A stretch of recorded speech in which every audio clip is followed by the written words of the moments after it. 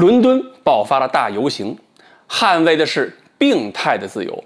这样的民主啊，到底香不香啊？各位网友，大家好，我是刘小飞。6月26日呢，伦敦爆发了一场声势浩大的游行，有多少人参加了呢？也说不清，有时候是几千的，还有媒体说是15000的，还有人说不对吧？你光这个队伍就密密麻麻堵了是4英里呀！4英里什么概念啊？你折算一下的话，你要成公里的话，你算算1.6乘以4得多少了？快7公里了，怎么可能只有几千人呢？然后那个俄罗斯媒体就是今日俄罗斯说，那好吧，咱们就算几十万吧，反正报道里这么写上了，但多少人不知道，咱们猜就行了。然后这个消息呢，很多媒体在报道的过程中，还有一些英国网民说，你 BBC 干嘛去了？怎么 BBC 什么事儿都不说？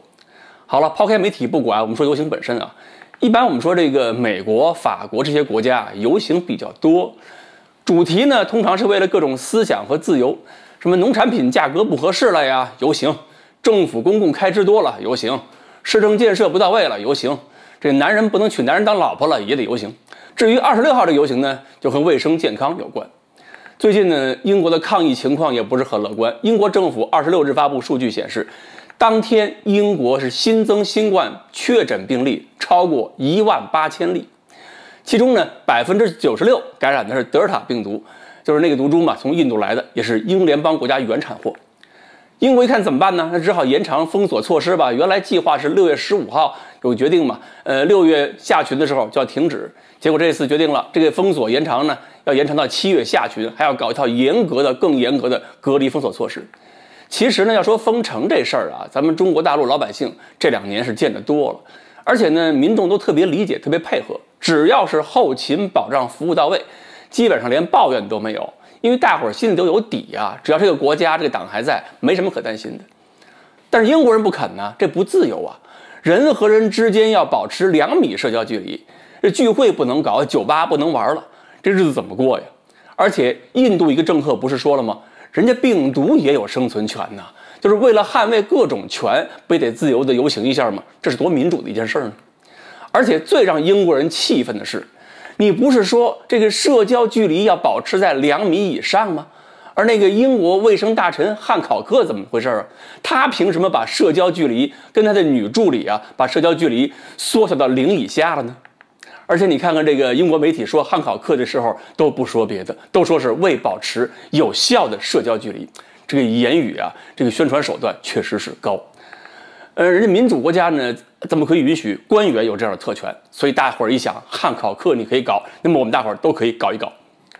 反正呢，现在中国老百姓看这么个民主啊，是没几个羡慕的了。对英国人这种行为，高情商的评价是这叫反智，低情商的评价呢，节目里不可描述。所以很多人越来越看不上西方那套所谓民主，最真实感受就是这没脑子的人要是有太多的机会说话，会把一个国家整个弄得疯疯癫癫，最后疯疯傻傻还成了政治正确，那就是死循环了。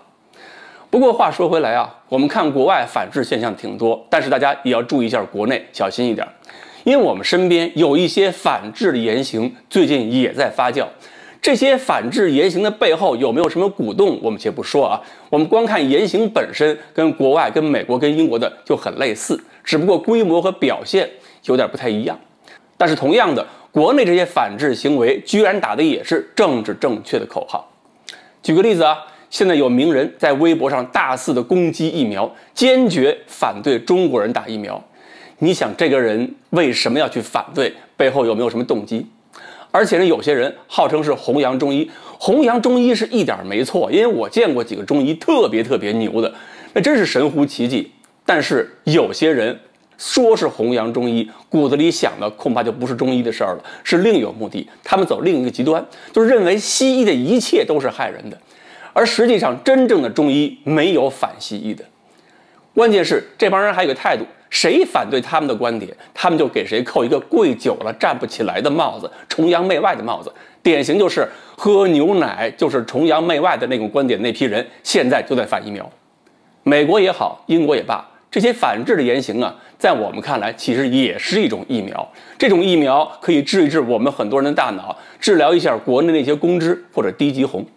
更多的群众呢，有了这种疫苗之后，对那些公知跟低级红也是有了预防能力的话，中国的发展必然会更加的稳健。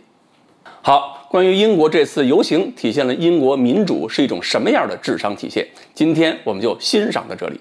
欢迎大家继续关注我们的栏目，我们下期再见。